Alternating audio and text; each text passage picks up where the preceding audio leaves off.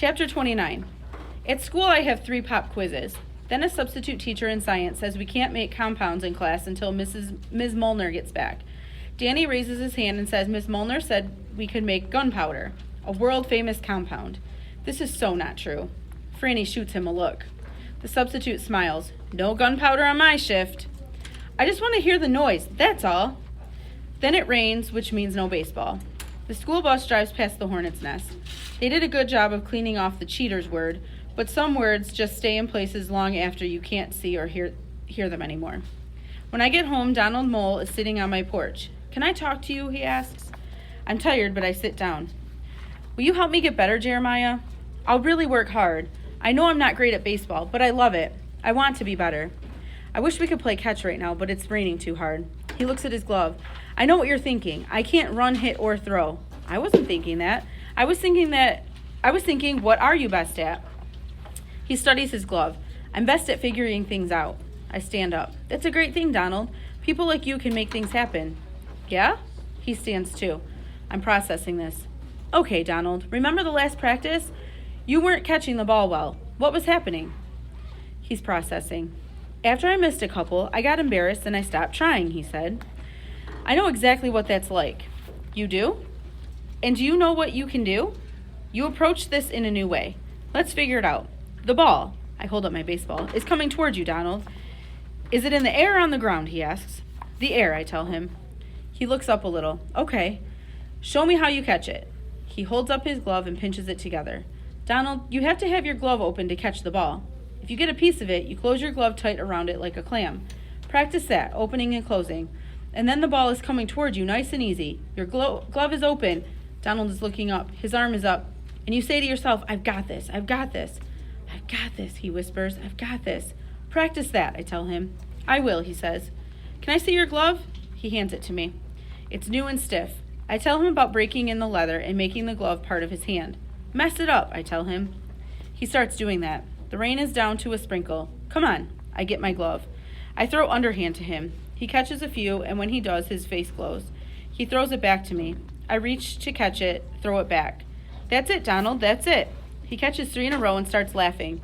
You know what, Jeremiah? 2 years ago, I had cancer, and my big wish was to play baseball. He throws the ball back to me. It lands in the bushes, but that's okay. I get the ball. I'll tell him about my hospital stuff another time. Donald, it's happening. You're doing it. I tell Walt about this as he changes shirts 5 times before he settles on the first one, blue, for his This Is Not a Date dinner with Dr. Dugan. Don't say it. He heads for the door. I walk him to the car. I feel like I should give him some tips, like don't drop your phone, don't drop your fork. But I tell him, good luck, Walt. Thanks, Jer. He pulls out of the driveway. I wave goodbye. I just hope this doesn't mess things up for me because Dr. Dugan seems like a very good cardiologist. I go back inside and watch the eagle cam for inspiration. The eggs are still eggs. No baby eagle beaks pecking through. The father eagle is sitting on the nest. You go, man, I think to myself. But the dad starts moving. What's going on? He moves off one of the eggs, and I see it, a little crack. This is major. Come on, baby. Now the eagle dad is acting upset. Another viewer says there are 2 other eagles flying overhead. The mother flies back to the nest. The father screeches. It's good they're together right now. I think this would be much harder for a single parent to do, although not impossible. And now the cam stops working. Oh, come on. This happens sometimes, but not now. I wait, but get nothing. I suppose I should have dinner, but I'm not really hungry. I'll just close my eyes for a minute, then do my homework. You're still up? I look around. Walt is standing here. I think I fell asleep. Homework was that fascinating. Huh? Asks Walt.